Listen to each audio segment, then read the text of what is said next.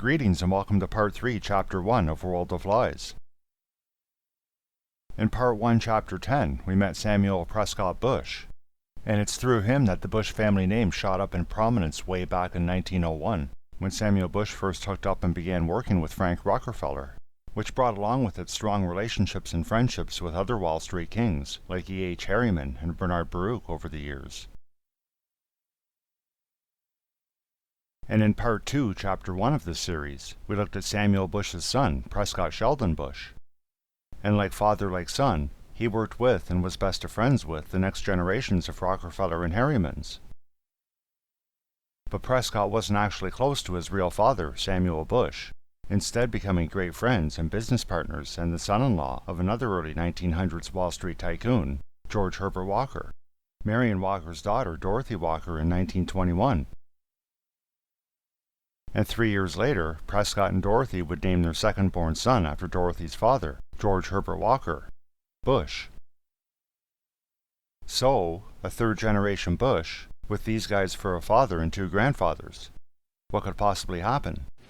Now we can see a new world coming into view. A world in which there is the very real prospect of a new world order. Out of these troubled times, our fifth objective, a new world order, can emerge. What is at stake is more than one small country. It is a big idea, a new world order. We have before us the opportunity to forge for ourselves and for future generations a new world order.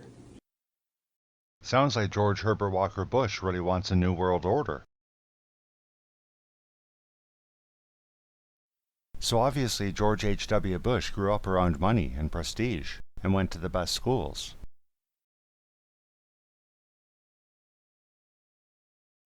And he excelled in baseball, always playing on the school teams.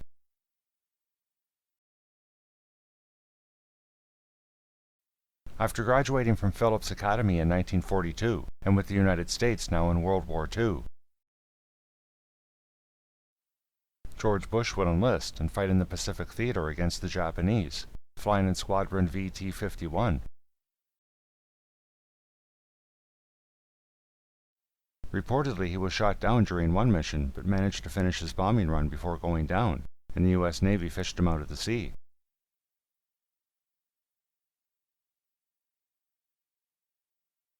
And I also find it interesting that he fought in the Pacific against the Japanese, and not against the Nazis in Europe. And I would advise you to watch the Prescott Bush video of this series to see why this is something I find to be of interest.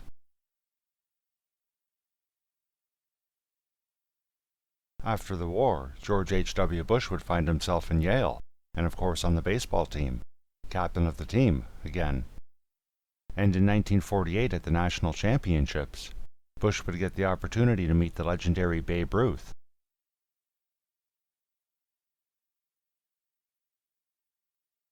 And also in 1948, following in his father's footsteps, George H.W. Bush would graduate from Skull and Bones, making George H.W. Bush the third member of his family to do so by this point.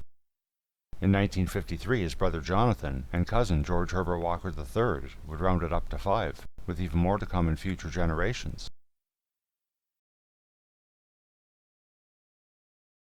After graduating from Yale, George Bush would begin working for Dresser Industries, which was run by Henry Neil Mallon, one of Prescott Bush's Skull and Bones classmates, class of 1917. And at Dresser Industries, Bush would begin to learn the oil business. Now many think that George H.W. Bush would join the CIA in the 1950s, and there is reason to consider this. As we looked at in Part 2, Chapter 5 of this series, George's father, Prescott Bush, and longtime CIA Director Allen Dulles were the best of friends, and Prescott would write to Dulles many times with referrals for agency employment. And here's one example I found to be very interesting from Dulles to Prescott Bush. And I don't know for sure if that's what's under those redactions, but it does fit, and make sense. And there's also the JFK assassination document that J. Edgar Hoover wrote, naming George Bush of the Central Intelligence Agency. And of course the CIA and Bush representatives denied in the late 1980s that it was the same George Bush, and said it must have been another George Bush. And with further investigating, lo and behold, there actually was another George Bush, George William Bush, but he wasn't the George Bush named in the Hoover document. And then we find out that there were two possible hits on a George Bush at the CIA at that time, in 1963, with one being George William Bush, who proved to not be the one in question, and a George H. Bush, but the file on him could not be found.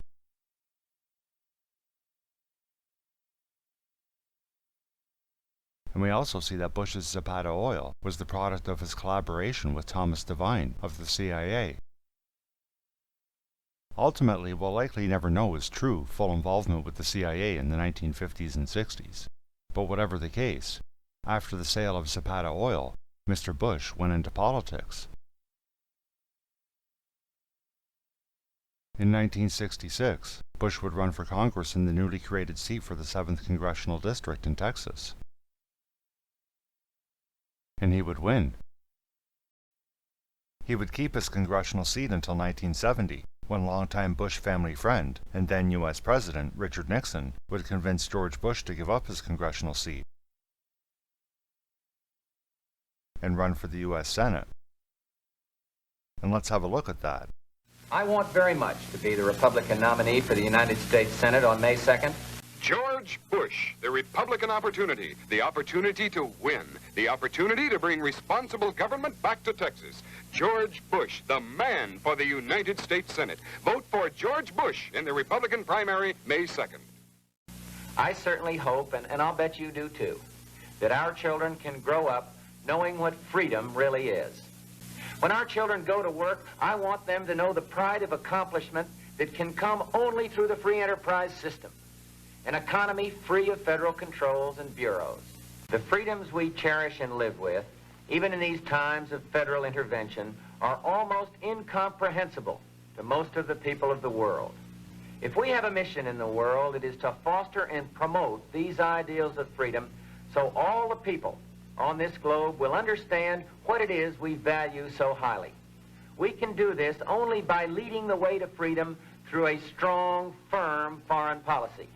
We must end the vacillating, dilatory policy this nation now pursues. We must, through courage and determination and even shrewdness, let our friends know we are with them and our enemies know we will stand against them. We must cease trying to buy friendship. Let's place our tax dollars in the friendly hands of those who would, like us, seek a true freedom, emphasizing the traditional individual rights as guaranteed under our Constitution. This is the policy I will pursue if I'm elected to the United States Senate in November. For the United States Senate. The story of George Bush is a success story. He was both an outstanding college athlete and a brilliant student. He served his country with valor. A combat carrier pilot, he was awarded the Distinguished Flying Cross and 3 air medals. Today, he serves his industry, his community, and his party. George Bush, the happy family man, is now George Bush, Republican candidate for the United States Senate. Both George and Barbara Bush campaign hard during the week. On Sunday, however, they try to be with their children after church services at St. Martin's Episcopal Church, where Barbara teaches Sunday school. The Bush clan and some of the neighborhood kids gather in the backyard where the youngsters run up the American and Texas flags. Baseball is the Bush game. In fact, you might call them a Bush League. Bush would ultimately lose the race to Lloyd Bentsen. It appears that we've lost this race, and the only thing, needless to say, I congratulate Lloyd Bentsen. I wish him the very best of luck. But not to worry, George Bush wouldn't be out of a job for too long. As in February of 1971, President Richard Nixon would place George Bush as U.S. Ambassador to the United Nations.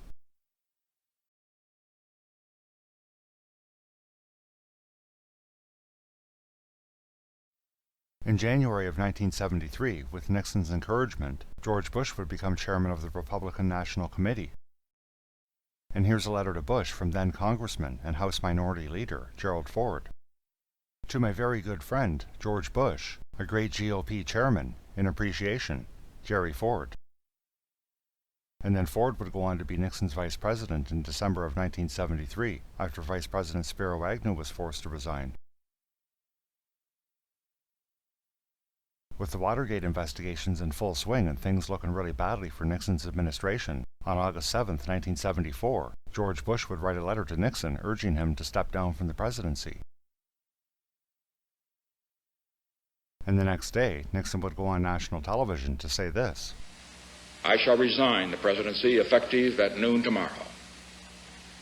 Vice President Ford will be sworn in as president at that hour in this office.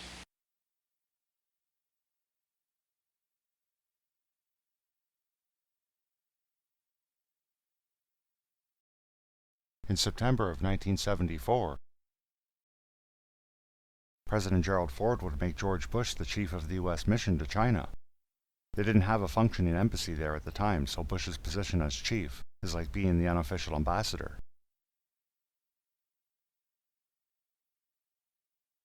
And if you've been watching the World of Lies series from the beginning, and some of the family names we've been following,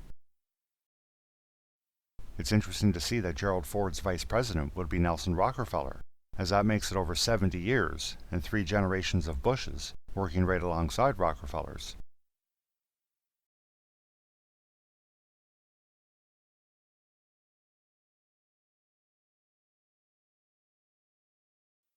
Because of the Watergate investigations and other revelations, in the mid-1970s, the United States intelligence agencies would find themselves under investigation and heavy scrutiny by a watching public and news media. The various government investigations would begin in January of 1975. But as you can imagine, these so-called investigations acted more as cover-ups and ways to get the official narratives of the various agencies' actions affirmed. With the Pike Committee, they wouldn't release the report. I think our report was a good report. It was a critical report, but I think it was on target. And for 322 members of Congress to vote not to see a report, in my estimation, is a height of insanity and absurdity. Do you think we'll eventually see it? I think so. But one means or another, the leaks take place around here, and maybe members of Congress will be embarrassed enough to realize what they have done in stopping the people from being able to see a report. Maybe there'll be a groundswell of concern on the part of people who demand to see the report. But one way or the other, the entire report or most of the report will be seen by the people. I have no illusions about that. And eventually the report was leaked out. And one of the people heavily invested in keeping the findings classified from public view was Dick Cheney, then White House Deputy Chief of Staff. Probably the most honest of the investigations was the Church Committee, led by Senator Frank Church. And with it came probably one of the most startling revelations that was televised, the CIA's heart attack gun. Have you brought with you some of those devices which would have enabled the CIA to use this poison for? We have indeed. For killing people?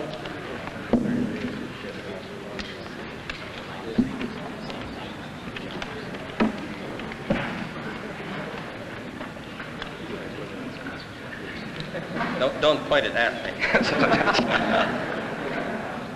I wonder if Mitch, can you roll that over?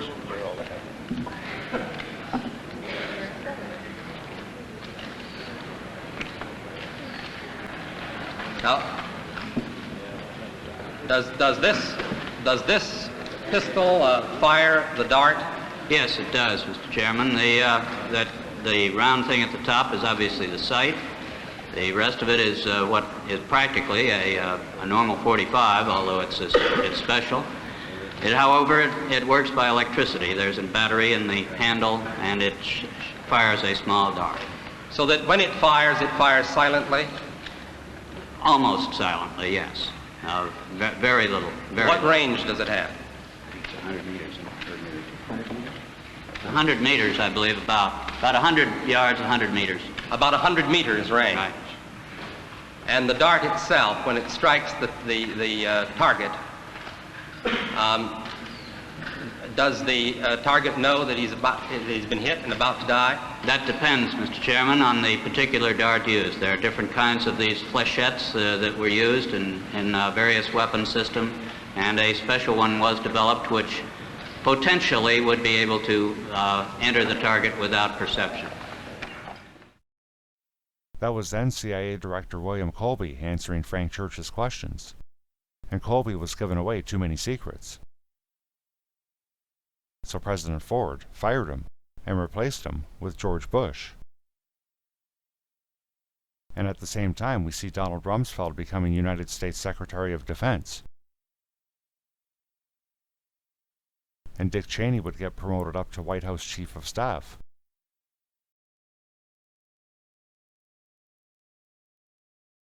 George Bush would officially be sworn in as CIA Director on January 30th, 1976. And let's hear from President Ford and new CIA Director George Bush at the swearing-in ceremony. Past problems, any excesses, the abuses of the past have more than adequately been described. I am concerned about them, as I know you are. But one thing is very, very certain. We cannot improve this agency by destroying it.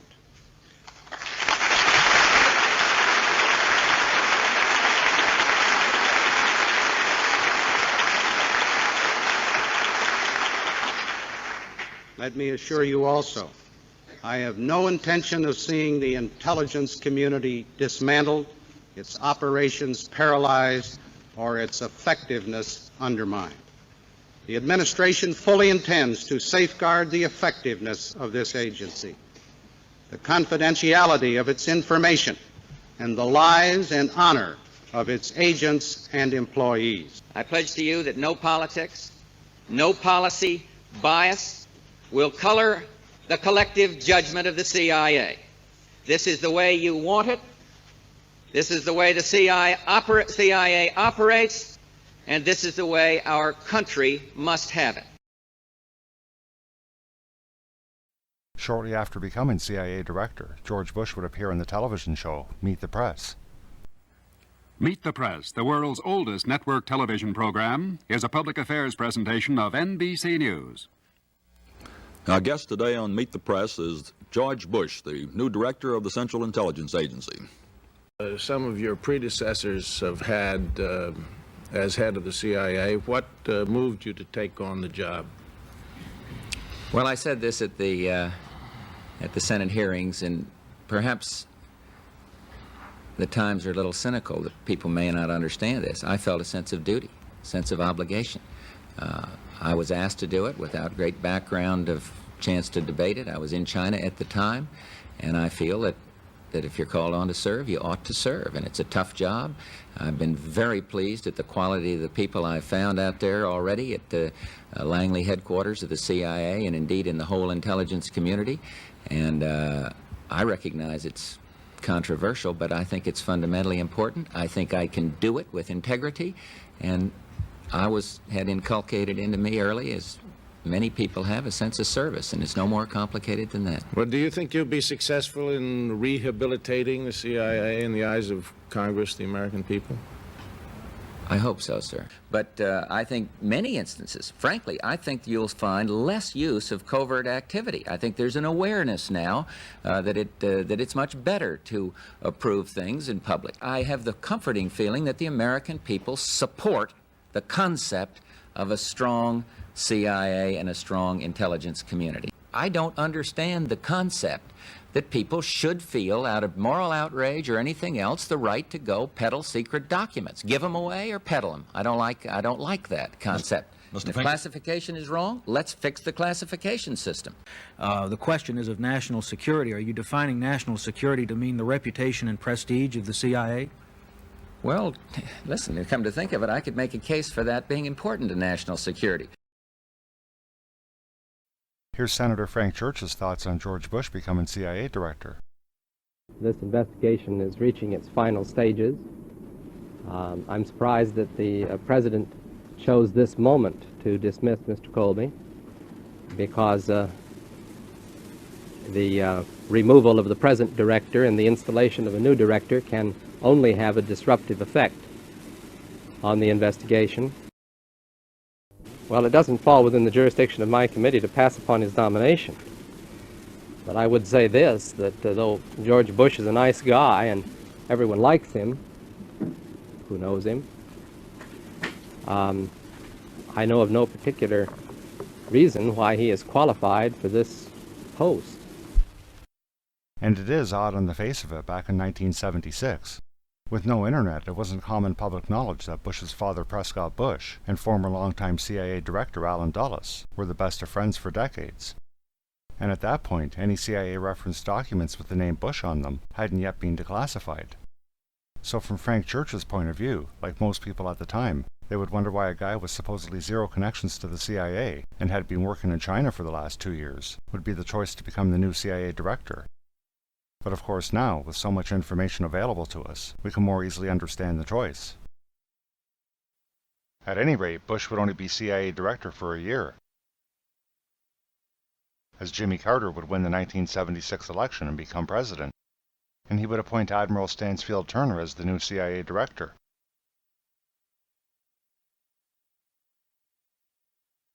And on October 31st, 1977, a memo went out across the CIA announcing that 198 agents involved in clandestine operations would be dismissed in what they would call the Halloween Massacre in the intel world.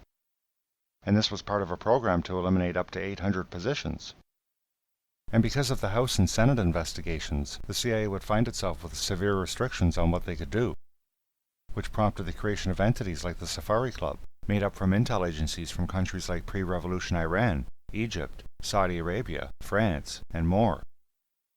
And with the Safari Club, we also see the rise of the scandalous Bank of Credit and Commerce International, or BCCI, which we'll have a look at later on. And George Bush had a personal account there as well, of course. Anyways, the CIA was on a short leash, and Jimmy Carter's man Stansfield Turner is firing up to 1,000 agents. So you just know the CIA and people like George Bush and Gerald Ford aren't too happy with CIA Director Stansfield Turner or Jimmy Carter.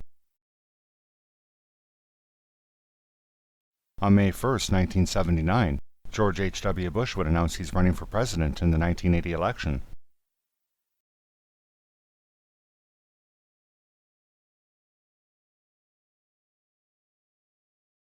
But he would be up against former California governor and Hollywood star Ronald Reagan. And in the primaries, Bush would inadvertently set himself up to be shown as a liar a few years later. Voodoo economics. That's how candidate George Bush described candidate Ronald Reagan's policy during the 1980 presidential primaries. Mr. Reagan is now Vice President Bush's boss, and the phrase is something of an embarrassment. In fact, Bush said this week he never said it, but the record rather vividly proves otherwise. What I said back then, it's very hard to find the... actually, let me start over. One, I didn't say it. Nobody, every network's looked for it, and none can find it. It was never said. I challenge anybody to find it. Challenge accepted. Let's go back to Carnegie Mellon University, Pittsburgh, April 10th, 1980, George Bush. So what I'm saying is that it just isn't going to work. And it's very interesting that the man who invested this type of what I call a voodoo economic policy. What was that again? What I call a voodoo economic policy. In this day and age, you simply can't go back and correct the record. Somebody's bound to have the tapes. This afternoon, the Vice President's office corrected the record one more time. Last night in Houston, they said the Vice President was only kidding.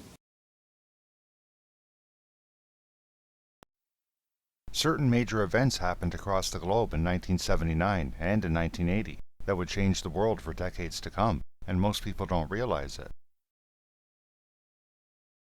First, in July of 1979, the revolution in Nicaragua would be won by the Sandinistas, ending more than 3 decades of the Somoza dynasty, and this would give rise to what would become known as the Contras, who Ronald Reagan would call freedom fighters. In November of 1979, with the Iranian Revolution in full swing, 52 people were seized at the U.S. Embassy and kept as hostages for 444 days. Also in November, a group of terrorists would seize the Muslim holy site of Mecca, and the end results of this would ultimately see the ulema, or the religious leaders of Saudi Arabia, entering into a power-sharing agreement with the Saudi royal family, which in turn allowed the ulema to open schools, mosques, charities, and so on all around the world, and also gave them an office at every embassy. And then, of course, in December of 1979, the Soviet Union would invade Afghanistan, which would see the creation of the Mujahideen, who were the Afghan nationals that were fighting against the Soviets. And eventually scores of others would pour into Afghanistan to join the fight from many different countries in the Islamic world, with a big chunk of them coming from Saudi Arabia, including a guy named Osama bin Laden, and they were known as the, quote, Afghan Arabs, end quote.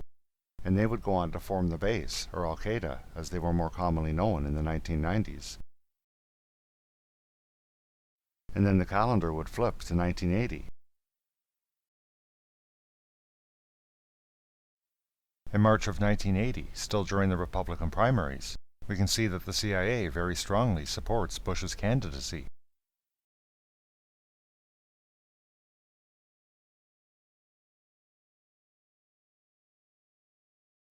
And the ongoing hostage situation in Iran is also front and center on the news every single day, with its day counts increasing day by day.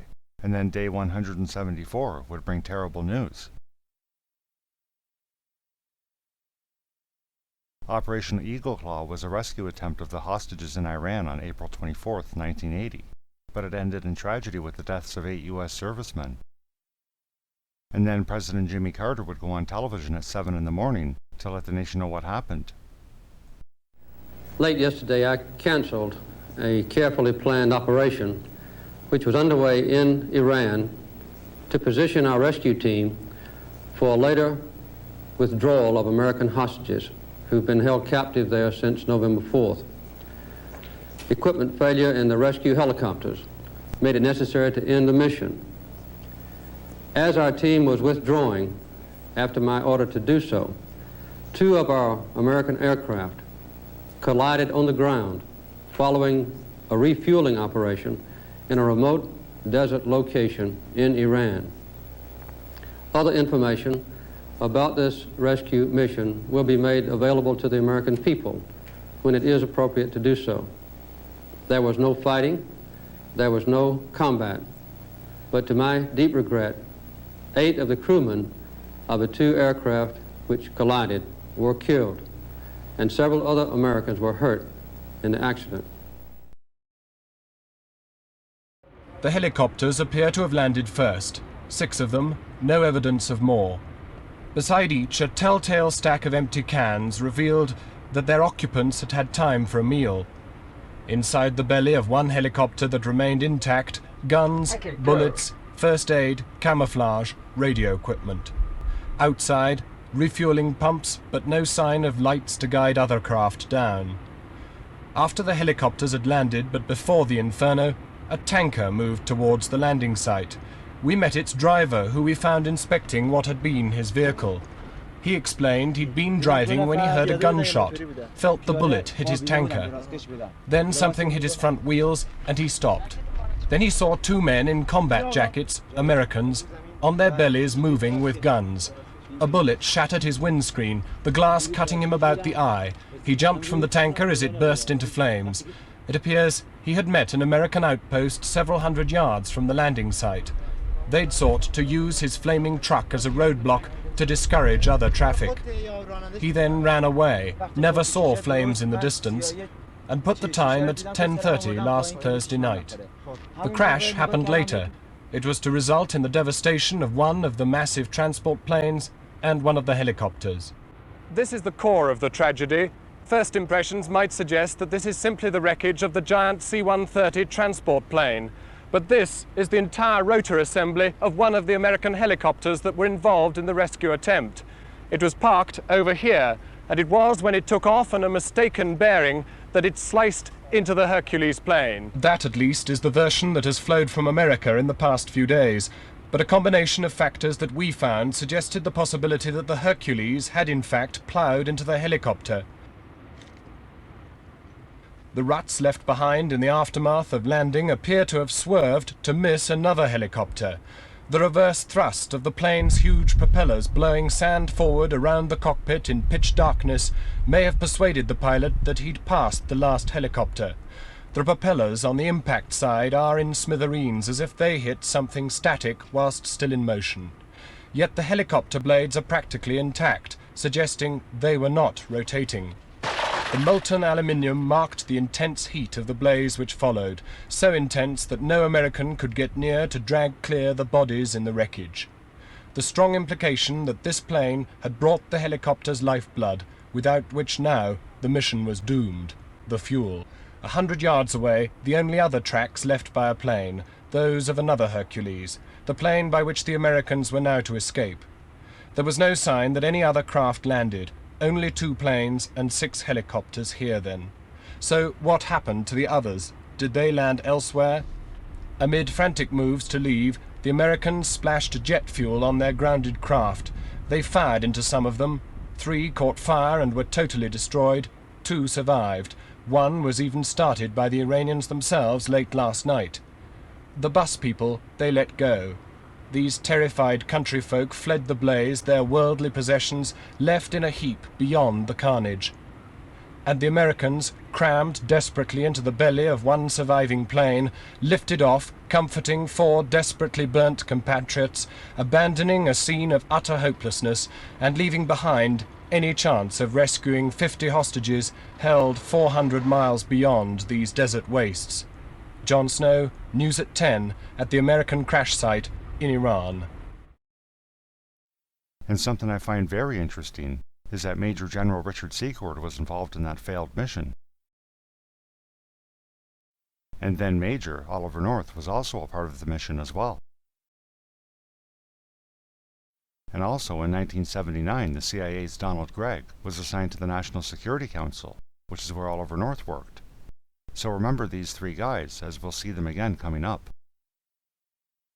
With the Republican primaries winding down to 2 candidates, George Bush and Ronald Reagan, on May 26, it looks like Bush will have to drop out due to accounting errors. The accounting errors would leave his campaign short of funds and unable to continue.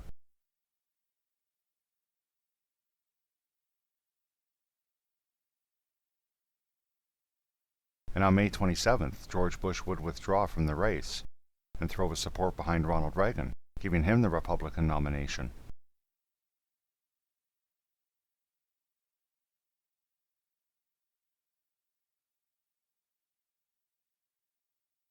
On July 17, 1980, at the Republican convention in Detroit, Reagan would choose Bush as his running mate for vice president. I am just being told by a high lieutenant that the choice is Bush. I am being told that the choice is Bush. He's telling me I can go with it. I'm being told for sure. Apparently the deal fell through. A couple of senators were just called off the floor into the trailer, and somebody came running up to me, one of the top lieutenants from the trailer. He said that Reagan is here to tell the convention it's Bush. I'm sorry I can't get to a second person to get it confirmed, but they just came running over to me, shouted at me, said, go with it, it's absolutely true. Leslie Stahl, that's the most amazing piece of news we've heard since we heard it was Ford. Now hold on just a second. Who told you that? Walter, a top lieutenant just came and said, it's not Ford. They're coming all around me to tell me it's not Ford. Someone told me it was Bush. They said it's absolutely definite. Go with it. They're all yelling Bush all around me. Everybody's yelling Bush, Walter. Bush?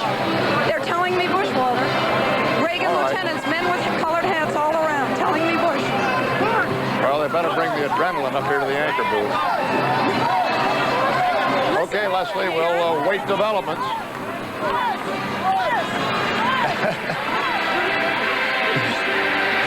Well, who's writing the script for this one? That's what I want to know. This is supposed to be the movie actors convention. Ronald Reagan came out of sportscasting into the movies and finally into politics, and first as a liberal Democrat and then as a very conservative Republican. And the question is, did somebody write the script? There were rumors that the script to pick George Bush was being written by David Rockefeller, which was a sentiment shared by his brother and former Vice President Nelson Rockefeller for the 1976 election, when Nelson Rockefeller declined to run again with then-President Ford, but Ford would choose to run with Bob Dole instead of George Bush. So we see this time Bush got the nod. And the stage for the 1980 election is now set.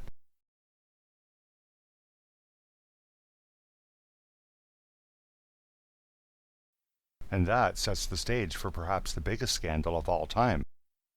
Iran-Contra.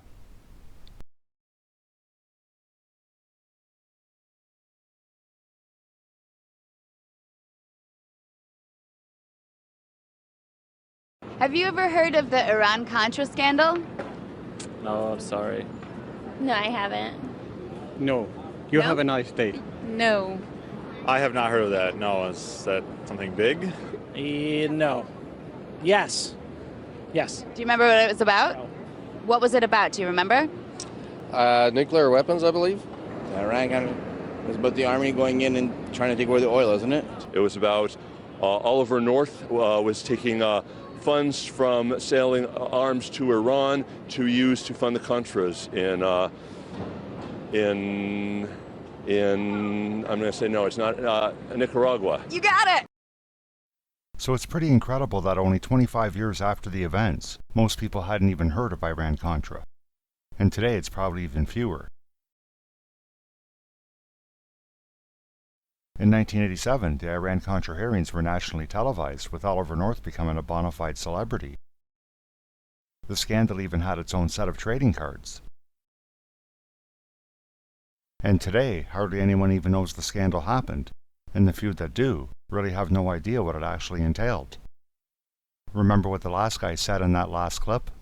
It was about Oliver North was taking funds from selling arms to Iran to use to fund the Contras in I'm going to say no, it's not Nicaragua. You got it! Well, no, he didn't really get it. What he got was the official narrative of the scandal that they sold to the American public and got away with. That the Reagan administration was forbidden by Congress to help or aid the Contras in Nicaragua. So in 1985 and 86, Oliver North sold weapons to Iran for much higher profits, and to help free some hostages being held in Lebanon, and then took the profits and gave it to the Contras. And George Bush was supposedly, quote, out of the loop, end quote, and other parts of the scandal were swept under the carpet. And there is a lot of truth in all that.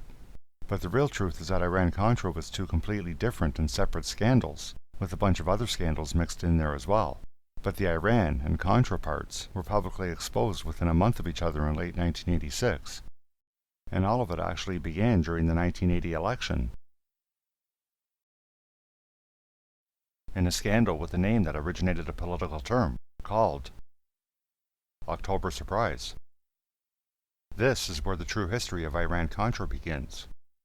But at the time, the American public had no idea of things for years to come. It wasn't until 6 years later in 1986 that the Iran-Contra scandal would literally explode onto the scene. In October and November 1986, 2 secret U.S. government operations were publicly exposed: assistance to the military activities of the Nicaraguan Contra rebels, and the sale of U.S. arms to Iran. And what happened first was on October 5th, 1986, a plane was shot down over Nicaragua. Good evening. There's a furious debate going on tonight between the governments of the United States and Nicaragua, and it revolves on the question, whose cargo plane carrying ammunition to the anti-government Contras was shot down inside Nicaragua yesterday? And who were the Americans on board working for? They'd apparently flown from El Salvador. The government of Nicaragua says it is proof of direct U.S. involvement in the war. The Reagan administration says, not true. Now before we go further, let's look at his first question again. Whose cargo plane carrying ammunition to the anti-government Contras was shot down inside Nicaragua yesterday? So the cargo plane shot down was a C-123K transport, and only a few years earlier it was actually owned and operated by Barry Seal, who was murdered in February of 1986. 9 months before his plane, which he nicknamed the Fat Lady, would get shot down. And that actually was one of 2 C-123K transports that Barry Seal owned. Watch my video, American Remade, the real story of Barry Seal, to see the history on that, and where the second plane is now located, and for what purpose. The only survivor of the shootdown of the Fat Lady over Nicaragua was Eugene Hasenfuss, and he also got his own trading card for his efforts. My name is Gene Hasenfuss. I come from Marinette, Wisconsin. ¿Dónde fue capturado? Where were you captured? Soy originario de Marionette, Wisconsin. Yes, and I was captured yesterday. Fui capturada ayer. And that's footage of him being taken out of the jungle during his capture the day before.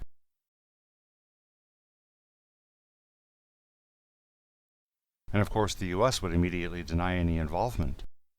I don't see that has any particular Reykjavik spin-off to it. The people involved were not from our military, not from any U.S. government agency, and CIA included. So these are private citizens, and it's not a governmental operation. And they would spend the next month denying and deflecting, despite the obvious ties and links being uncovered.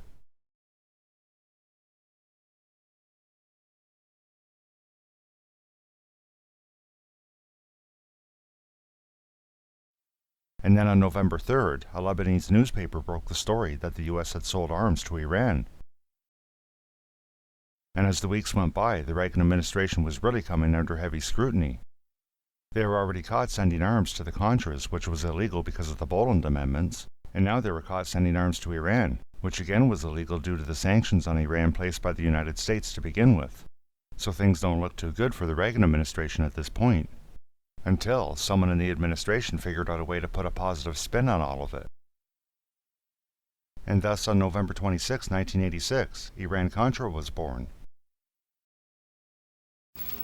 What is involved is that in the course of the arms transfers, which involved the United States providing the arms to Israel, and Israel in turn transferring the arms, in effect selling the arms to representatives of Iran, certain monies which were received in the transaction between representatives of Israel and representatives of Iran were taken and made available to the forces in Central America which are opposing the Sandinista government there.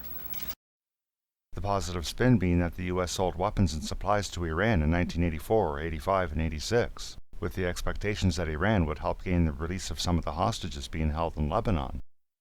And these hostages are not to be confused with the hostages that happened during the 1980 election. Those were different hostages, and we'll get to that as we go. And then they took the profits from those sales to Iran and gave it to the Contras, so they could buy weapons and supplies to help against their fight against the evil communist Sandinista regime in Nicaragua. So trying to help gain freedom for hostages and helping to fight communism is a much better narrative to push across. That's what they sold to the American public, and that, in a nutshell, is the official narrative of Iran-Contra. But of course, it's all just a bunch of BS, as we'll see. The next day, we see President Reagan is setting up a commission to investigate.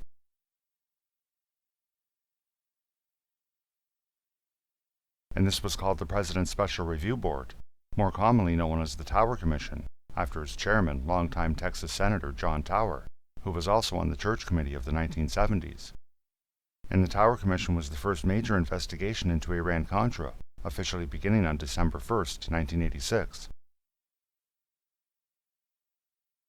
And also in December of 1986, former Deputy U.S. Attorney General Lawrence Walsh was appointed independent counsel and began to assemble his team of investigators to look into Iran-Contra. And of course the most famous of the investigations, because of the television coverage of them, was the Joint House investigation, the Iran-Contra affair, which began on January 6, 1987. There were other investigations that were linked as well, because of the 1980s crack cocaine epidemic. And probably the first to begin to look into it was the 99th Congress Select Committee on Narcotics Abuse and Control, being chaired by longtime Congressman Charles Rangel. And this might be hard to imagine for younger viewers, but there was once a time all across North American cities where it was pretty much unusual for you to see strung-out drug addicts all over the city streets like zombies, incapable of functioning. And don't get me wrong, it did happen.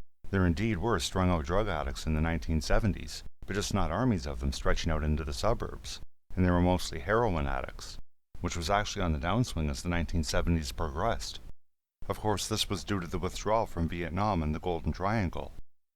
And as the 1970s progressed into the 1980s, cocaine was pouring more and more into the states from the southern border.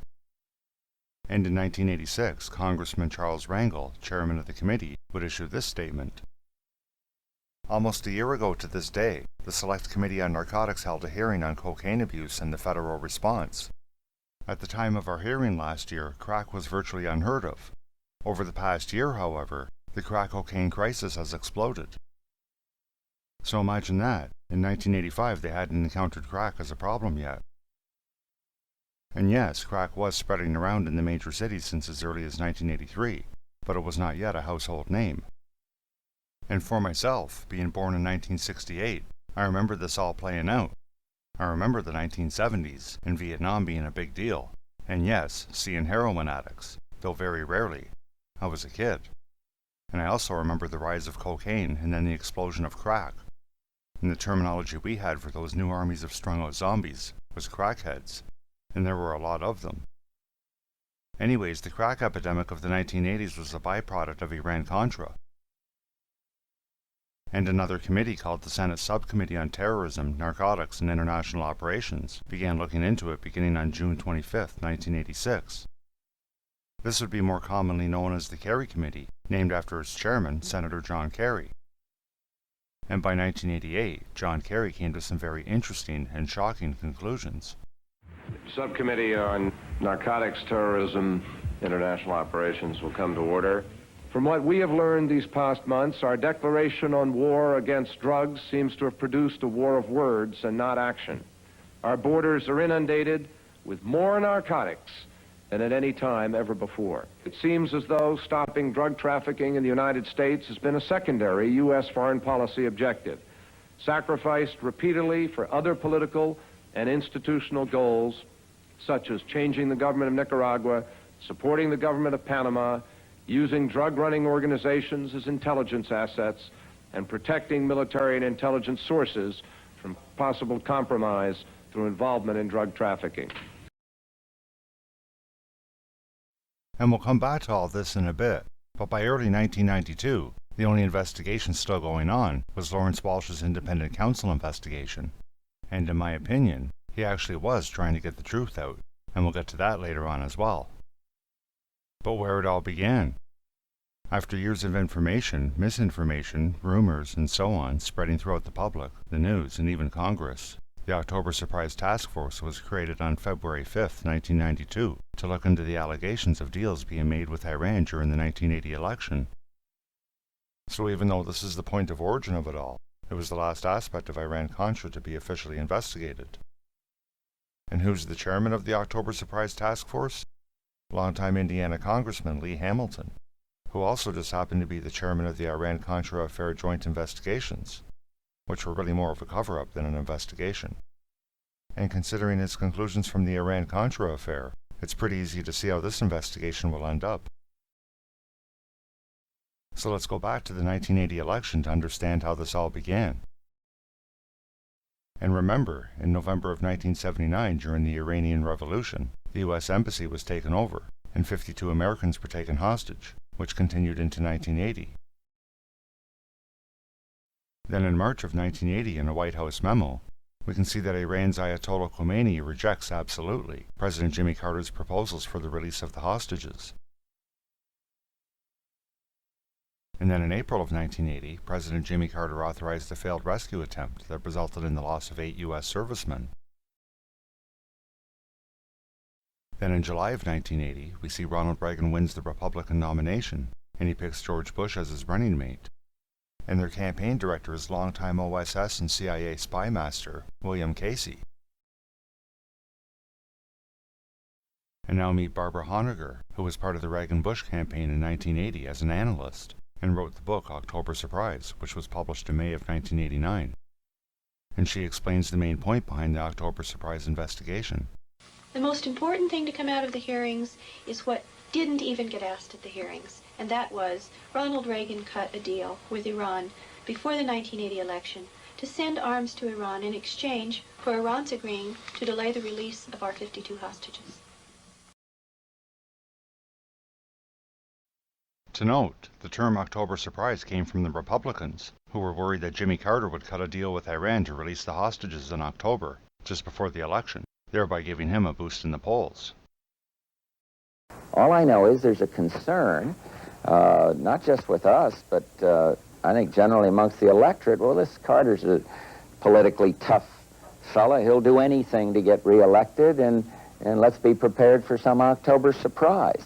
And I hope it doesn't happen if it's a contrived event that has short-run political benefit, but long-run detrimental benefit. Detriment can be of long-run detriment. That's all, folks. And he says he's concerned that Jimmy Carter would do anything to get reelected. That's rich considering what would actually go on to happen. Anyways, that's the meaning behind the phrase October surprise. The Republicans were worried Jimmy Carter might pull off an October surprise in getting the deal done for the release of the hostages before the election. But by the end of the 1980s and going into the 1990s, the surprise to the American public was all the stories coming out about how the Reagan campaign in 1980 conspired with Iran to delay the release of the hostages until after the election.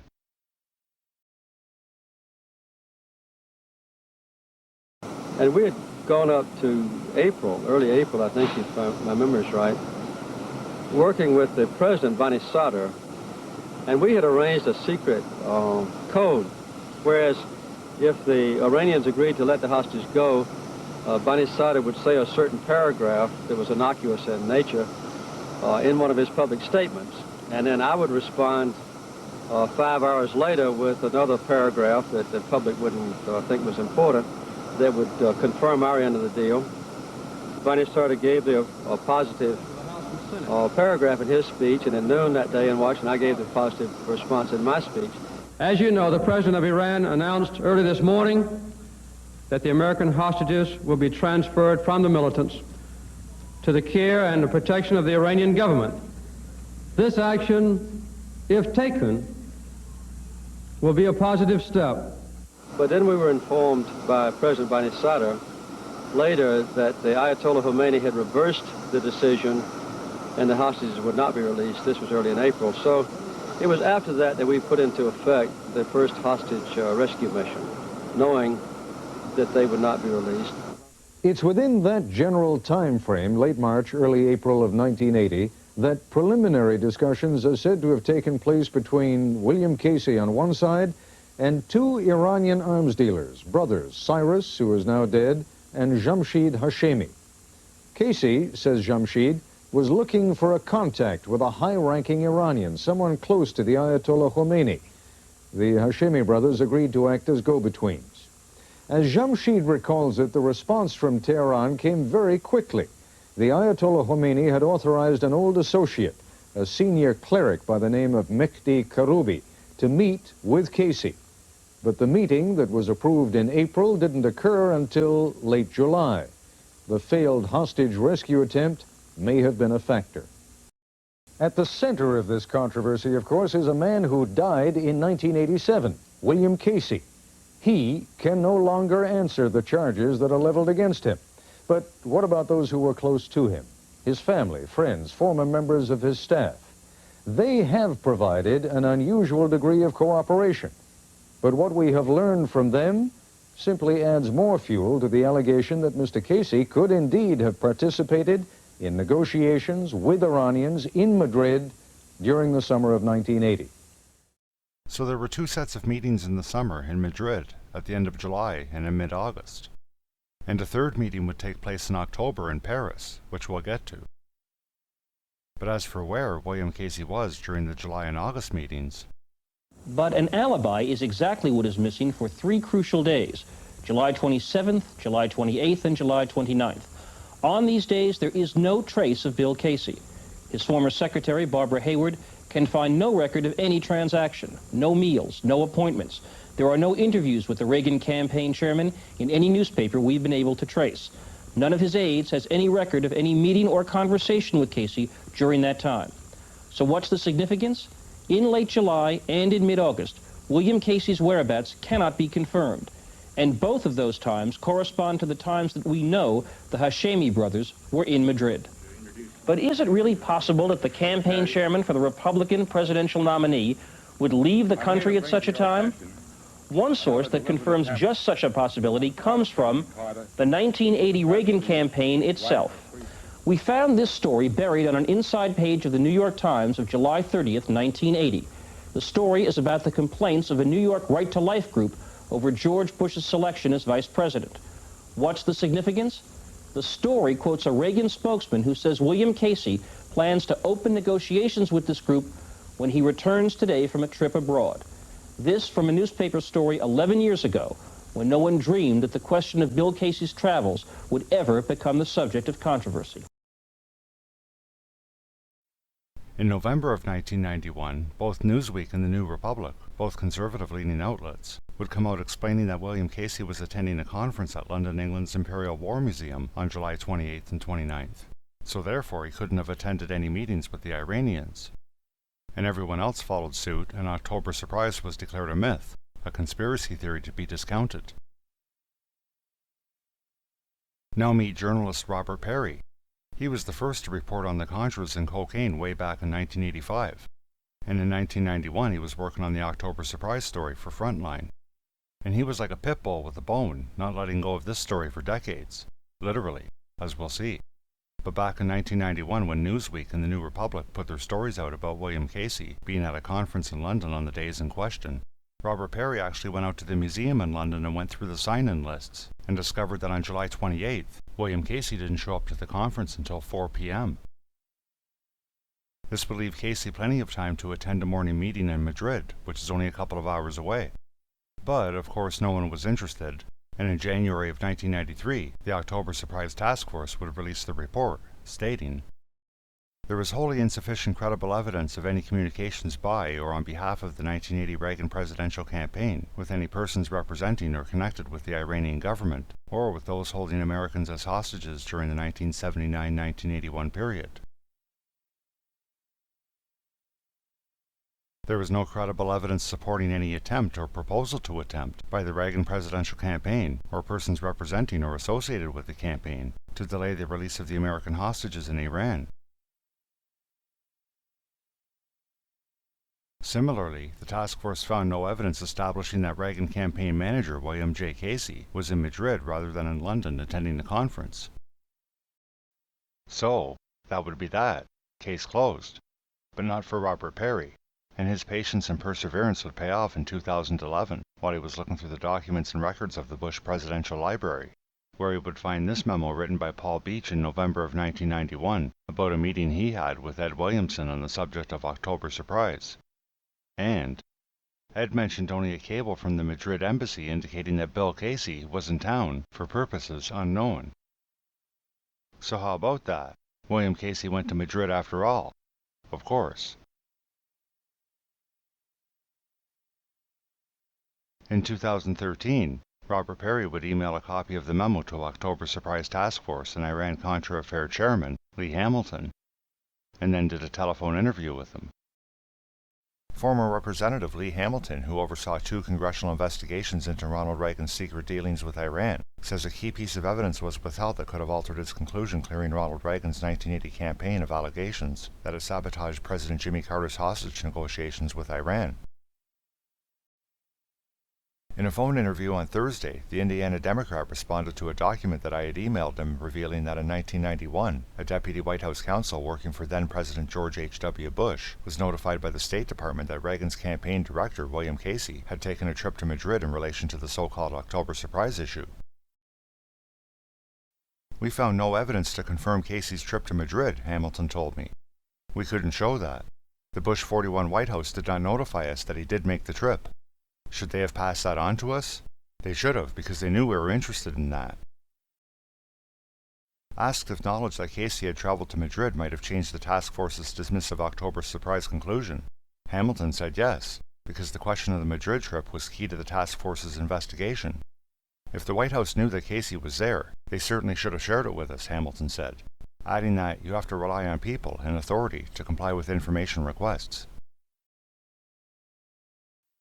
So, Lee Hamilton says he would have changed his conclusions had he have known that William Casey did in fact make the trip to Madrid, as appears to be the case.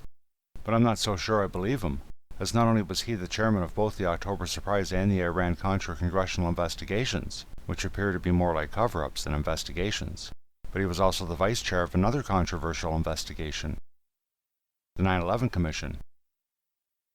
So he was either chair or vice chair of 3 major investigations that, for myself, personally, leave me with more questions than they do answers. Here's Robert Perry in 2016 talking about the October surprise investigation. So you had this issue that we got further and further into as this question of this historical importance was left out there. The denials, though, from people like then Vice President Bush were that, of course, nothing happened. And as the investigation went forward after he became president, as president, he continued fiercely denying that anything had happened. But we kept developing more and more evidence that indeed something had happened. We had witnesses, not only what Otis had discovered, but we had witnesses from Iran, including the former president, the former defense minister, the former foreign minister, who all described elements of this operation. We had Israeli intelligence officer. We had an Iranian who had been recruited by the CIA, talking about his role in this, as we had about 24 sources ultimately describing parts of this operation, but it went up against the flat denials coming from then President Bush, and there was, of course, a rallying around him by not just the Republicans, but by much of the mainstream media at that time. There was a desire not to go further into this in 1991, 1992. And although there was an investigation, it was half-hearted, and it turned out that he relied heavily on the Bush White House to develop the evidence that the investigation needed. So the October Surprise Task Force relied heavily on the Bush White House for evidence, which is kind of like having the fox guarding the hen house. Anyways, remember, back in 1991, the New Republic was one of the media outlets leading the way in calling the October surprise a conspiracy theory. Well, fast forward to just this past May 2023, and they would do a 180-degree turn and admit the Reagan campaign delayed the release of the Iranian hostages. We now believe that Casey quietly flew to Madrid, where he met with Ayatollah Mehdi Karoubi.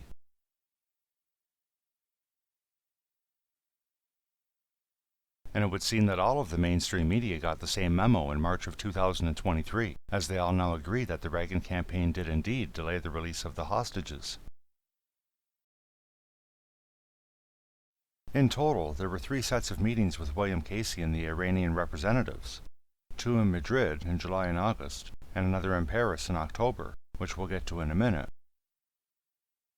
But something else William Casey did as the Reagan-Bush campaign director was to set up a spying operation, like a mini CIA or FBI, to gather whatever information he could on President Jimmy Carter's campaign.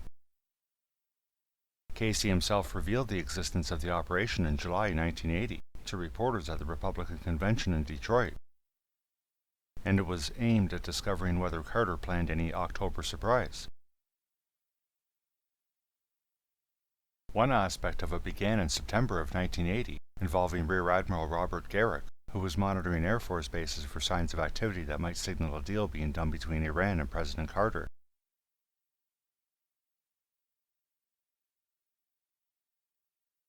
Then, of course, there's what was called Debategate, where someone in Casey's operation stole President Jimmy Carter's classified briefing papers.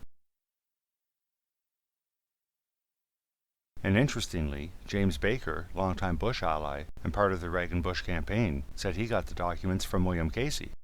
But Casey, of course, denied it, and it was never resolved. Another person that was part of this operation and feeding James Baker information was Prescott S. Bush Jr., George Bush's brother.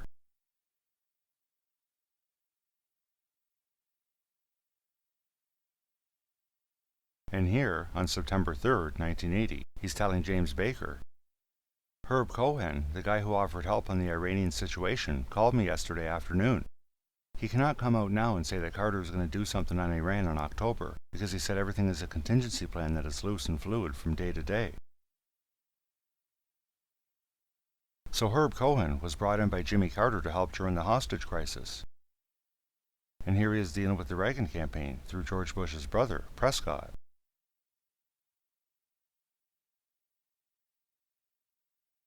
And then on September 13th, we see that the Ayatollah set conditions for the release of the hostages, which include a return to Iran the property of the late Shah, cancel all of its financial claims, promise not to intervene in Iran, and unblock the frozen Iranian assets.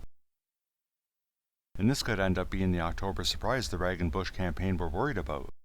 Except one problem with this is that Jimmy Carter won't include any weapons in any deal, and that's part of the property of the Shah listed in their terms. When the Shah was still in power in Iran, they paid somewhere around $800 million for weapons that hadn't been delivered yet.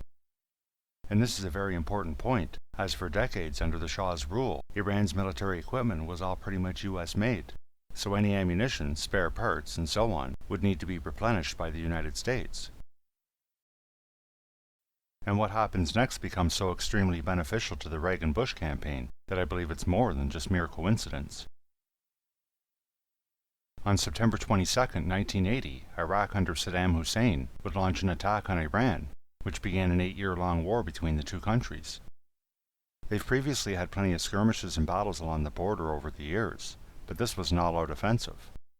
And the timing of this couldn't be better for the Reagan-Bush campaign, as now Iran has to expend its military hardware, and they'll need the United States for replenishment, which is exactly what the Reagan-Bush campaign is offering, if they win the election. So the timing of Iraq's attack on Iran is quite the coincidence. Or was it? I haven't seen anything to suggest it, but I'm suggesting that the Reagan-Bush campaign, with and through the CIA, who were totally behind and backing the Reagan-Bush campaign in the election, contacted and requested Saddam Hussein to attack Iran. The CIA's relationship with Saddam Hussein goes all the way back to 1959, and they've done plenty of work together. And to borrow from a famous quote, he might be a bad guy, but he's our bad guy. In return for Saddam's actions, the United States would covertly help him in the war.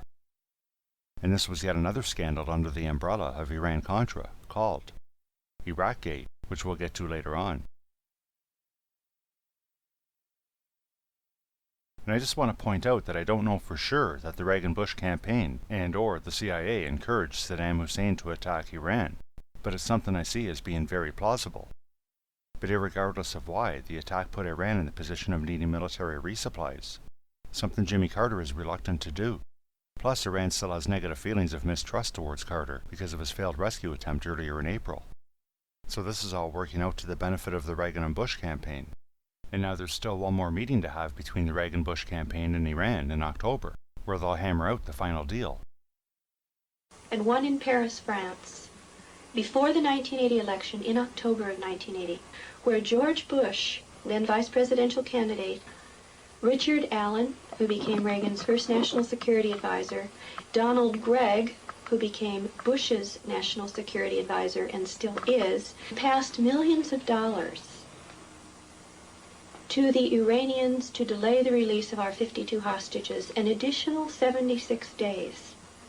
They met with an emissary of the Khomeini regime who offered a deal that they thought Reagan and Bush could not refuse, and that was, we will delay the release of the 52 hostages if you will promise us all the arms that we could possibly want in the war against Iraq once you become President of the United States.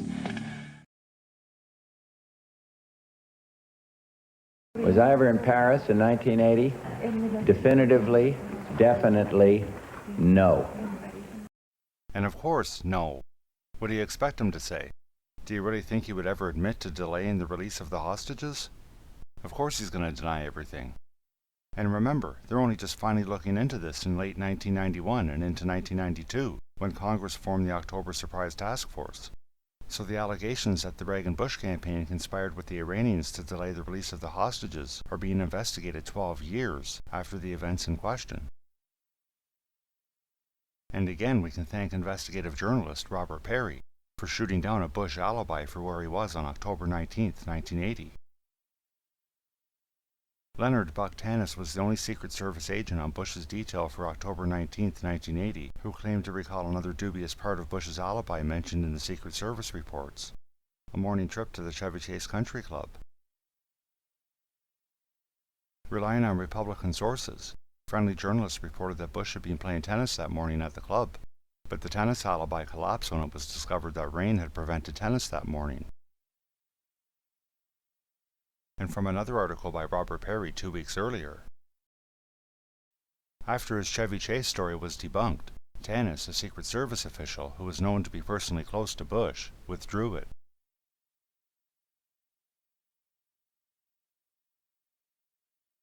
Then Tanis came forward with another story, that George H.W. and Barbara Bush had brunch at the club with Justice and Mrs. Potter Stewart. And we can see that's the official version now.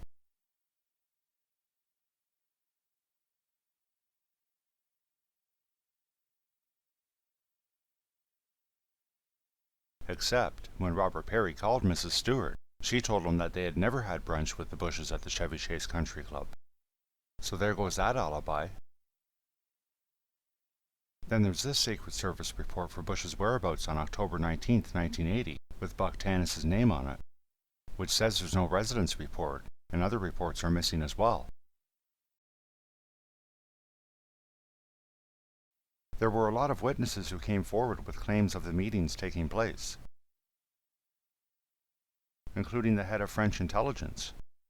David Andelman, then head of France's Service de Documentation Extérieure et de Contre-Espionnage, which I no doubt just butchered in trying to pronounce, testified to congressional investigators that Count Alexander de Marences told him that he had helped the Reagan-Bush campaign arrange meetings with Iranians, with one meeting in Paris in October. And then there was also a Russian report, requested by Representative Lee Hamilton. The Russian report arrived via the U.S. Embassy in Moscow in January 1993, but Hamilton's task force had already decided to dismiss the October surprise allegations. The Russian report was kept hidden until I discovered it. Though the report was addressed to Hamilton, he told me last year that he had not seen the report until I sent him a copy.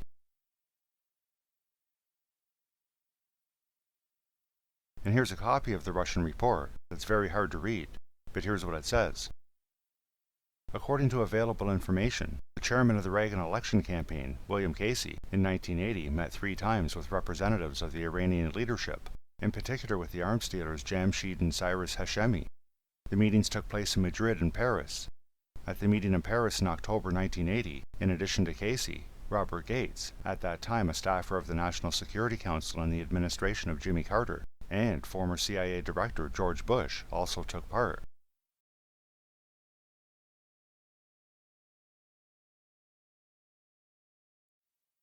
Abul Hassan Beni Sadr, who was the president of Iran when the hostages were being held, also says the meetings and the deal to delay the release of the hostages took place. The man who was president of Iran during the hostage crisis was Abul Hassan Beni Sadr. He was later ousted in a coup and is now living in exile in Paris. Beni Sadr supports the charges that a deal was made with the Reagan-Bush campaign to delay the hostages' release. In a recent interview, he confirms that the Paris meeting took place and states that George Bush was specifically identified as being at the meeting by Iranian intelligence reports.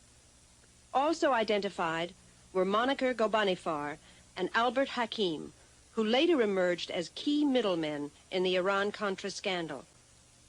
As evidence of this agreement, Beni Sadr has made documents available showing written orders for shipment of American parts and weapons to Iran through an Israeli-owned company.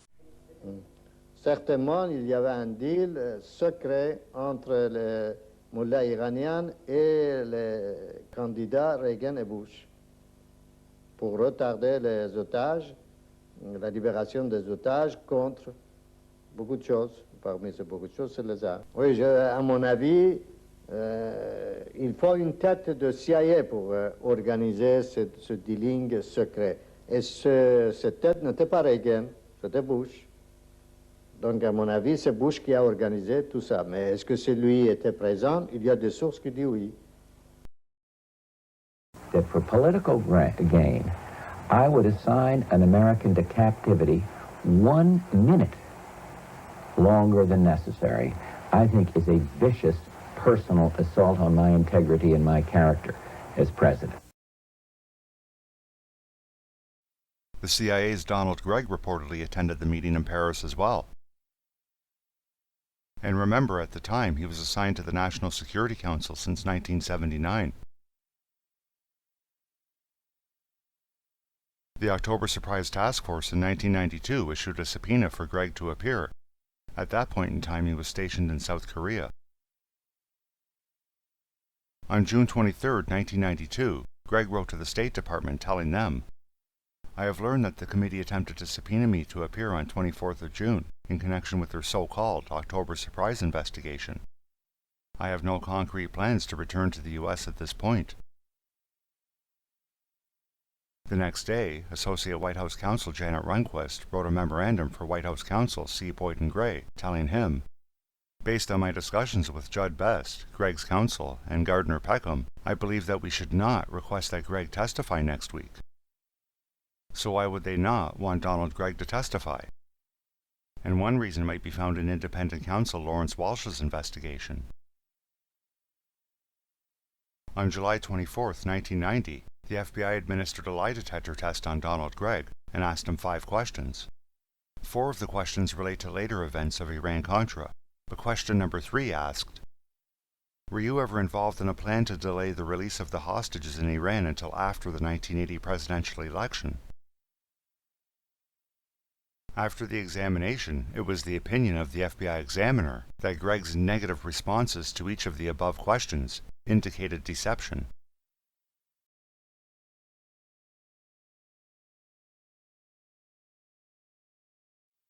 On November 4, 1980, Ronald Reagan would easily defeat Jimmy Carter in the election. Had Jimmy Carter been able to get the hostages free before the election, it might have helped him at the balloting, but it's not certain he would have won if he did.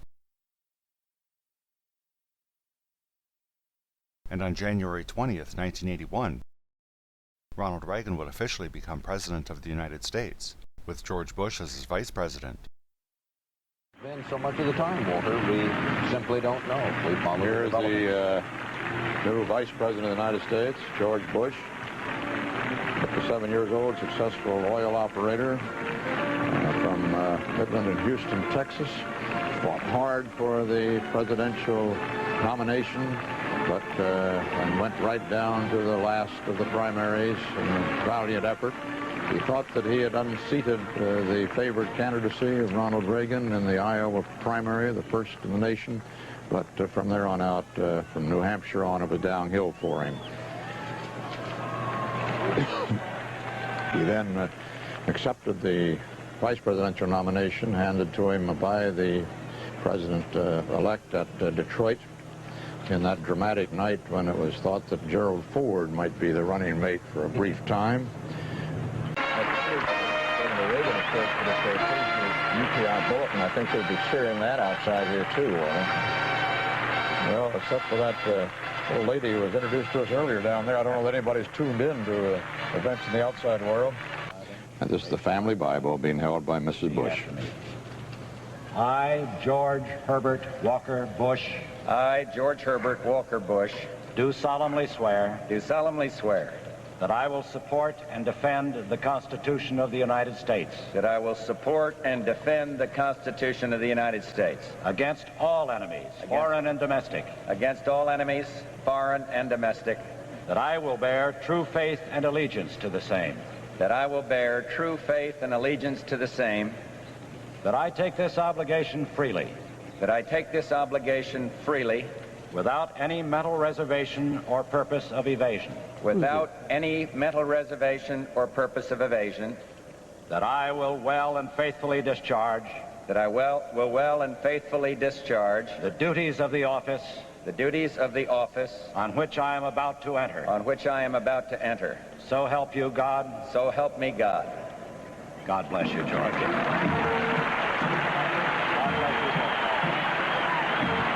Hand on the Bible and raise your right hand and repeat after me.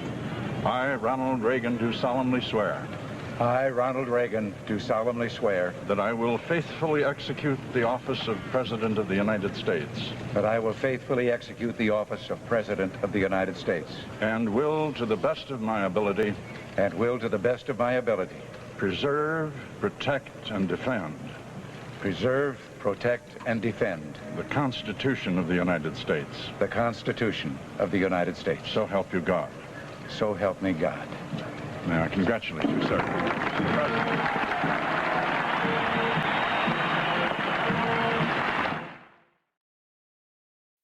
During Ronald Reagan's inauguration speech, the planes carrying the hostages would take off, finally delivering them to freedom after 444 days of captivity. The official Iranian news agency says that the hostages have taken off from Tehran airport finally. We are 35 minutes into the administration of Ronald Reagan, our 40th President of the United States. After delivering his inauguration speech, and now on his way to the Capitol luncheon with congressional leaders, Ronald Reagan was asked about the release of the hostages. Any executive orders relating to the hostages, sir? No, nothing of that. Could you just say whether the hostage thing is now totally clear as far as you're concerned? If they cross the border, I mean, let's wait till they're out of that Iranian airspace. Let's take them to Algiers and where they change to American planes to go to Wiesbaden. And you understand it took place on your watch? What? You understand it took place after you were inaugurated? Well, the first plane was airborne at 12:33. Having confirmed the planes have left Iranian airspace, Ronald Reagan had this to say at the luncheon. Some 30 minutes ago, the planes bearing our prisoners left Iranian airspace and are now free of Iran. So we can all drink to this one, to all of us together, doing what we all know we can do to make this country what it should be, what it can be, what it always has been.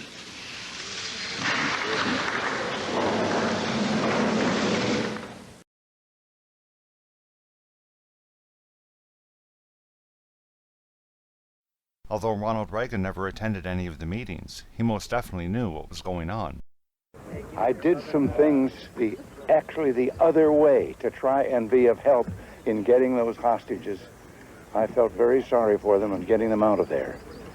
And this whole thing that I was worried about that as a campaign thing is absolute fiction. I did some things to try the other way. He did some things to try the other way? Other way as opposed to what? The main goal is to free the hostages. But it looks like the other way is what happened. Here is as close to an admission of it as you'll get. Every effort on my part was directed toward bringing them home. Does that mean contacts with the Iranian government? Not by me, no. By your campaign, perhaps? Well, I can't get into details. Some of those things are still classified. Thank you very much. Still classified? Are these allegedly classified things still classified to this day? The answer, of course, is no, because there are no things to classify. Reagan was just lying to shut up the cameras. Reagan, Bush, Casey were civilians and not part of the government while on the 1980 campaign, and thus it would have been illegal for them to have any contact with anyone representing the Iranian government. And in my opinion, Ronald Reagan's Iran-Contra trading card is a rather accurate portrayal of his presidency. As I say, he didn't attend any of these meetings involving the hostages, nor do I believe it was even his idea, but he was pretty much a puppet for the entire Iran-Contra cocaine explosion that followed, and that was being directed by George Bush through Donald Gregg and William Casey.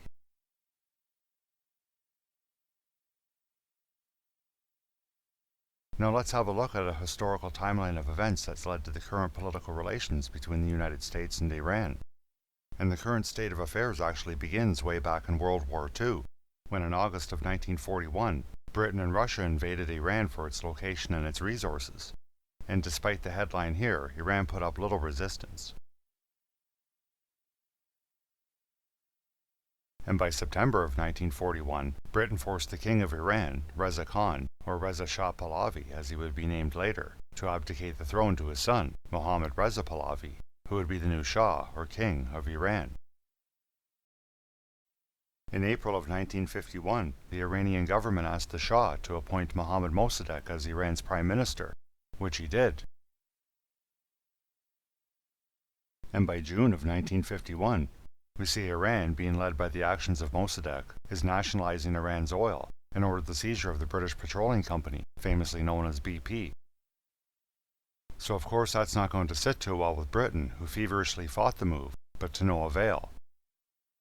And Britain would turn to the United States for help. And in April of 1953, the CIA's Allen Dulles is given approval for Operation TP Ajax, which was the code name given for the CIA's operation to overthrow Iran's Prime Minister Mossadegh.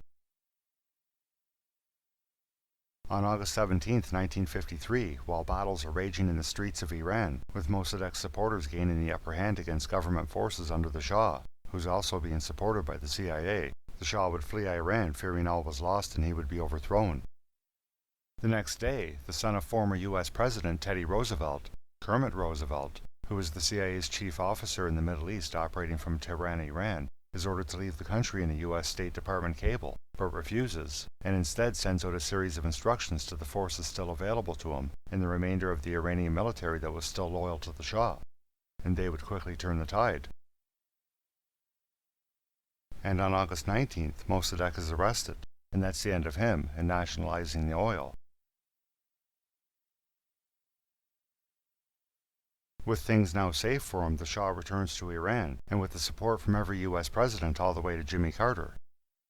He rules with an iron fist for the next 26 years, using the secret Savak police jailing and torturing political opponents and dissidents.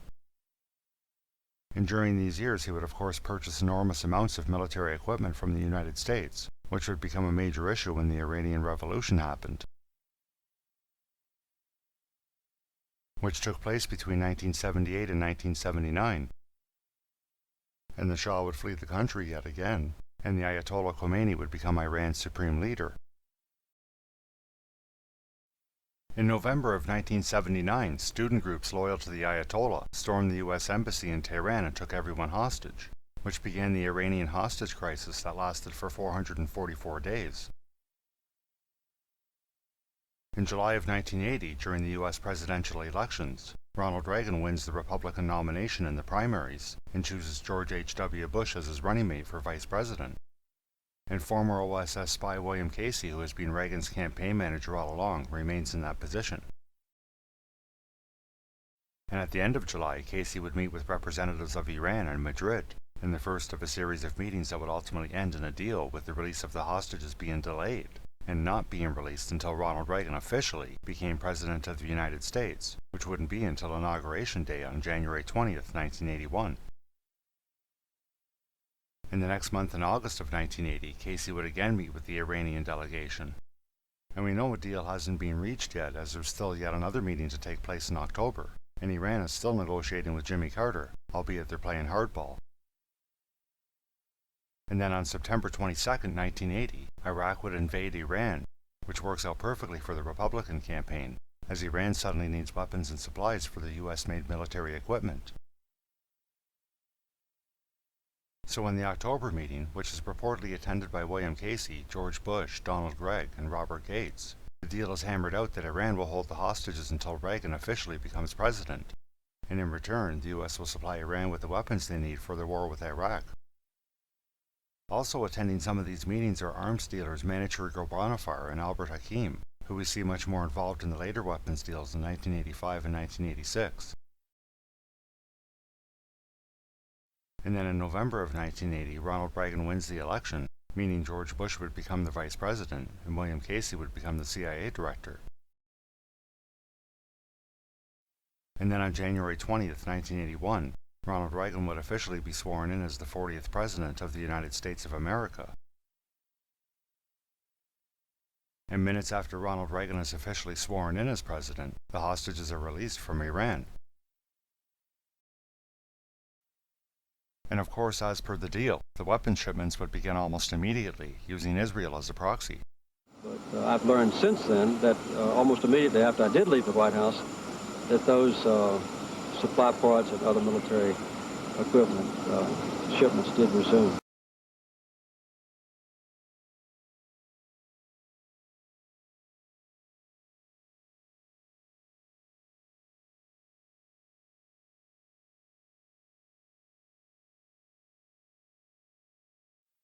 Meanwhile, on the other side of the globe, in March of 1981, Ronald Reagan would issue a finding, like an executive order, directing his CIA director, William Casey, to provide all forms of training, equipment, and related assistance throughout Central America to counter foreign-sponsored subversion and terrorism. And then on December 1st, 1981, Ronald Reagan would issue another finding directing his CIA director, William Casey, to support and conduct paramilitary operations against Nicaragua. So this would enable the CIA to create the support network for the Contra fighters who were opposed to the Sandinista government in Nicaragua. And to note, this wasn't illegal at this point in time. The Contra support network that Oliver North would run wouldn't be illegal until the Boland Amendments came into effect in December of 1982.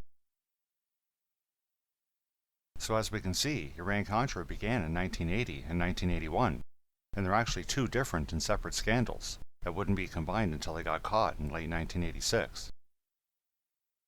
So with operations with Iran and Nicaragua now underway, there were a number of other things going on and being put in place in 1981.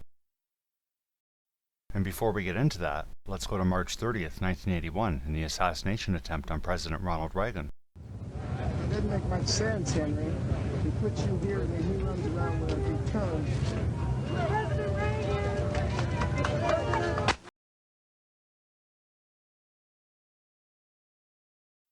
Reagan was almost killed, taking a bullet in the left underarm, breaking a rib, and puncturing a lung.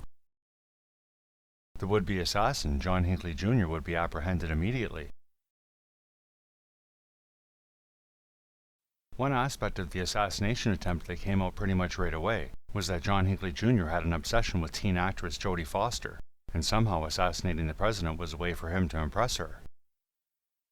And this is an aspect of the assassination attempt that we read about right up until this day.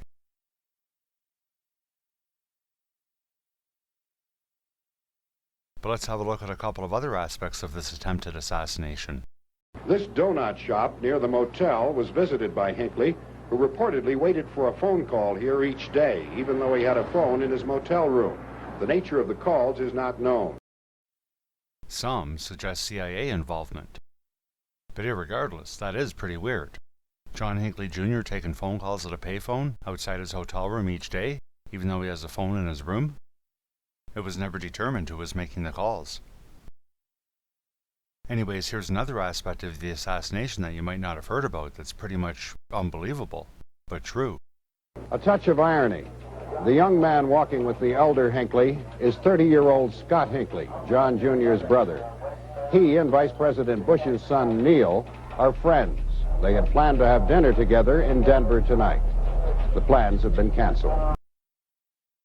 Neil Bush is friends with John Hinckley Jr.'s brother, Scott? Yep. Out of about 230 million people in the United States in 1981, the would-be assassin's brother, Scott Hinckley, just happens to be friends with George Bush's third eldest son, Neil. That's quite the coincidence. If that bullet were a couple of inches over, it would have made George Bush the President of the United States right then and there, thanks to his son's friend's brother. And we'll come back to Neil Bush in a minute, but looking at John Hinckley Sr., the father of John Hinckley Jr. and Scott Hinckley, we see that he once served as a volunteer in Africa for World Vision, who many believe to act as a CIA front company. And we also see that he got into the oil business in the 1970s. And, of course, he was living in Texas.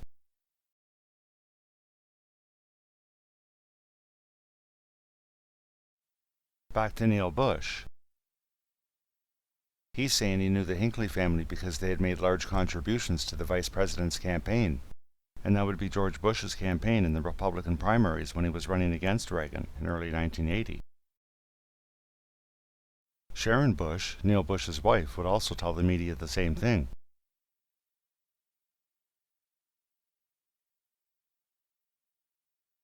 Another interesting little side note while we're talking about Neil Mallon Bush, George H.W. Bush, his father, named him after his father's Skull and Bones classmate, Henry Neil Mallon. Also, from the UPI article, George W. Bush, George H.W.'s son and future president, lived in Lubbock, Texas in 1978, at the same time John Hinckley Jr. lived in Lubbock, Texas. So anyways, you can make what you want from all of that. But as I say, if that bullet were a few inches over, George H.W. Bush would have become president in early 1981. As with all transitions to a new administration, a large number of personnel are put into new positions. And in 1981, we see William Casey become the CIA director.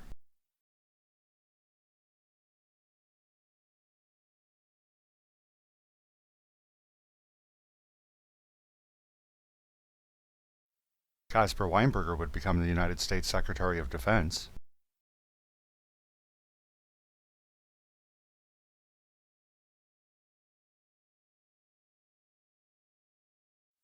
William French Smith would become the United States Attorney General. Longtime CIA veteran Donald Gregg was requested by the new administration to be kept at the National Security Council until August of 1982, when he would become National Security Advisor to Vice President George Bush, and he would operate out of the Vice Presidential Office. Joining Donald Gregg at the National Security Council in 1981 was U.S. Marine Corps Lieutenant Colonel Oliver North.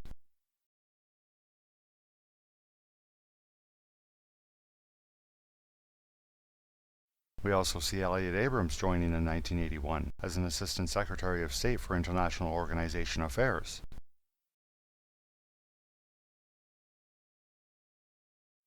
Another CIA veteran, Dwayne Dewey Claridge, was assigned as the chief of the Latin American Division in 1981. Anyways, these guys and plenty of others, as we'll see, were involved in Iran-Contra. And there were other things going on in 1981 helping to set the stage for what was to come, such as CIA Director William Casey working with U.S. Attorney General William French Smith to revise the criminal code for an effective intelligence agency.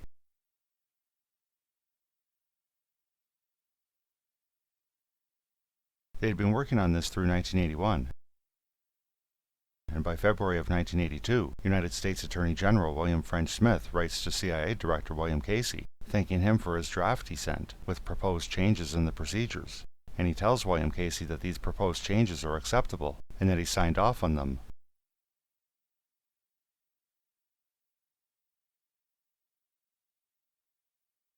Further, he brings up, a question arose regarding the need to add narcotics violations to the list of reportable non-employee crimes. So at that point, narcotics violations by non-employees of the CIA don't have to be reported. Here's the list of what are reportable offenses.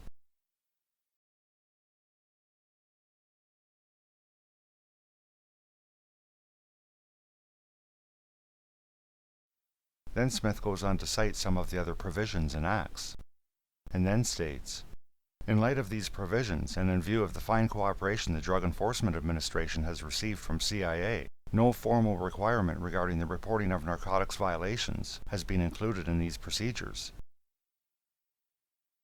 So what this ultimately means is that when CIA non-employees, meaning CIA assets or informants or their contract pilots, for example, and when they're caught for narcotics violations, the CIA doesn't have to report them. So that's pretty convenient. So for example, when a planeload of Contra guns and ammunition are dropped off at the Ilopango Air Base in El Salvador by, say, pilot Barry Seal, and then they begin loading the plane back up with cocaine for the return trip, as long as the people loading the plane and the pilot are non-employees of the agency, then the actual CIA agents running the operation do not have to report any of the non-employees' activities. On March 2nd, William Casey would write back to William French Smith thanking him, and says he believes these new procedures will strike the proper balance between enforcement of the law and protection of intelligence sources and methods. The CIA Director William Casey got an agreement with the Justice Department before Meese, with William French Smith, that basically allowed CIA operatives to legally turn a blind eye to things like that. I mean, specifically drug dealing, in order to pursue what they considered the more important objective of overthrowing the Sandinistas in any way that they could. There was an agreement between the Justice Department and the CIA not to report drug trafficking by CIA agents or assets. And I say to their surprise because this agreement had been in effect from 1982 until 1995. So now when you hear the CIA, as we did during the 80s, say there's no evidence of contra-drug trafficking, Now we know why there's no evidence. Nobody was given them anything, nor were they required to. So these little revisions to the criminal code by William Casey are really going to come in handy. Because to finance what's coming, the United States is about to be swept over with an epidemic of cocaine. And of course, the source for all that cocaine that would avalanche throughout the country was supplied by the Medellin cartel, who just happened to form in 1981, just in time.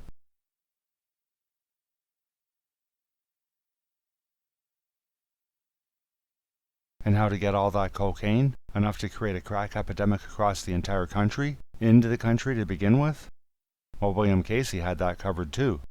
In this FBI report from July 1989 to then Senator Ted Kennedy, JFK's brother, we see Casey obtained help from the very depths of society and put one Adler, Barium, and Seal in command of the drug road to obtain the funds for the North operation with the Contras.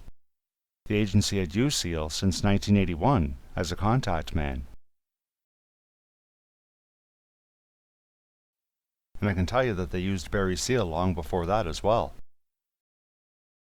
Thanks to my good friend, Jean Duffy, a few years back she put me in touch with Barry Seal's widow, Debbie Seal, and I had the good fortune to have many phone conversations with her, and got to hear first-hand accounts of a lot of wild times. But the CIA's relationship with Barry Seal stretches back to the first Fidel Castro operations, then later Vietnam, Laos more specifically. And for that, Barry Seal booked his vacation time from his job at TWA and flew out to Laos to do some weapons jobs for the CIA, and then flew back a plane load of opium back to an Air Force base in Texas.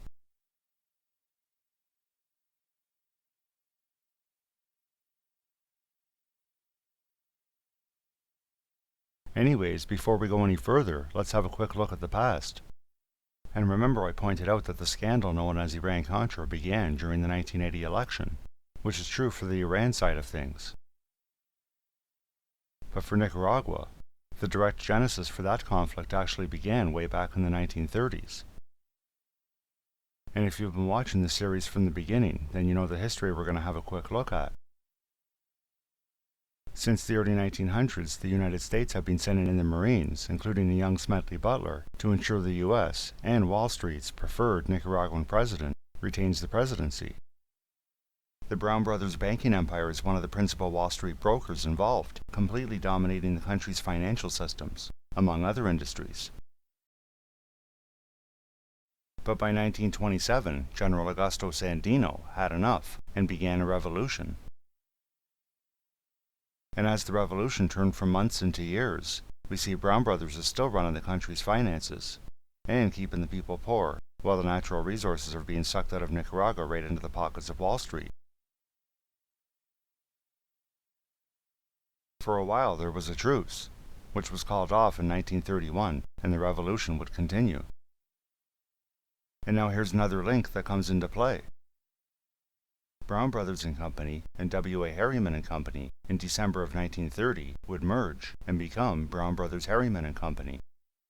And a full equal founding partner of Brown Brothers Harriman and Company is Prescott S. Bush, George H.W. Bush's father. So now all of the assets that were in the portfolio of Brown Brothers and Company are all now in the portfolio of Prescott Bush and his partners in Brown Brothers Harriman. And this would include the financial systems down in Nicaragua. So Prescott Bush and the rest of Brown Brothers Harriman at this point in time would like nothing better than to see the U.S. Marines track down and take out Augusto Sandino, which year after year the Marines have failed to do. In January of 1933, the U.S. Marines, who have had a consistent presence in Nicaragua since 1916, would finally leave Nicaragua, after they had trained the Nicaraguan National Guard, which Anastasio Somoza was in charge of.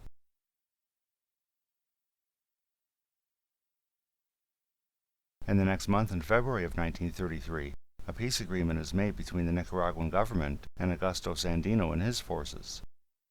And just to highlight this, notice that way back in 1933, we have Sandinistas, of course named after their leader, Augusto Sandino.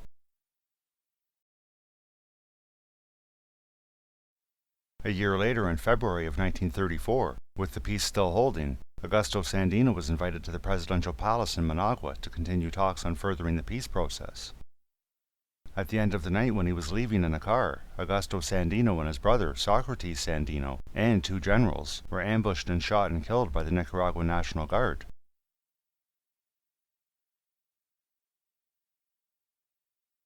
The killer was Colonel Camilo Gonzalez, who boasted that he had killed Sandino at the express order of Anastasio Somoza. Somoza had the full backing and support of the United States and Wall Street.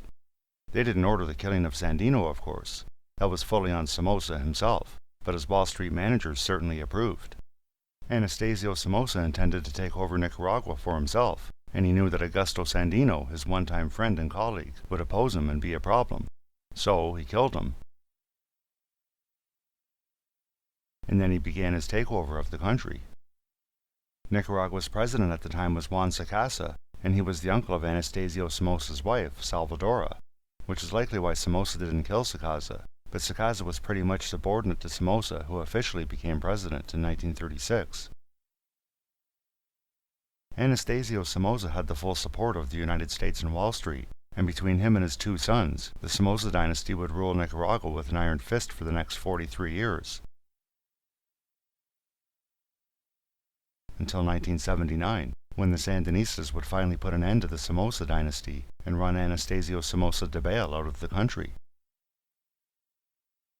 So in the 1930s, in Nicaragua, there was a revolution going on, with the Somoza in charge of the government's National Guard forces fighting against Sandinistas, and there's a Bush on the side of Somoza. And then in 1979 and into the 1980s, in Nicaragua, there's a revolution going on, with the Somoza and then forces loyal to Somoza after Somoza was killed in 1980, and they're fighting Sandinistas. And there's a Bush on the Somoza supporting side, who are called Contras.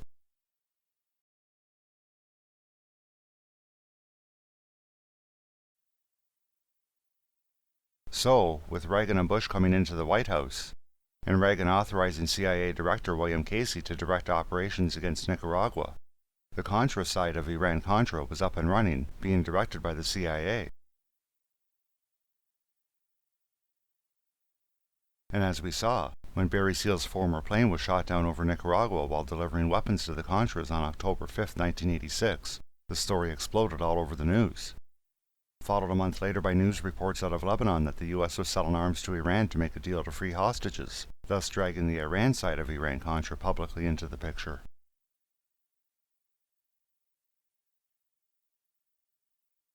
And by December of 1986, the official government investigations would begin.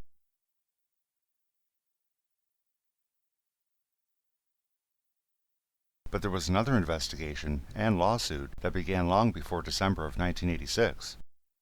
The lawsuit was initiated by the Christic Institute, led by General Counsel Daniel Sheehan, and it was launched in May of 1986.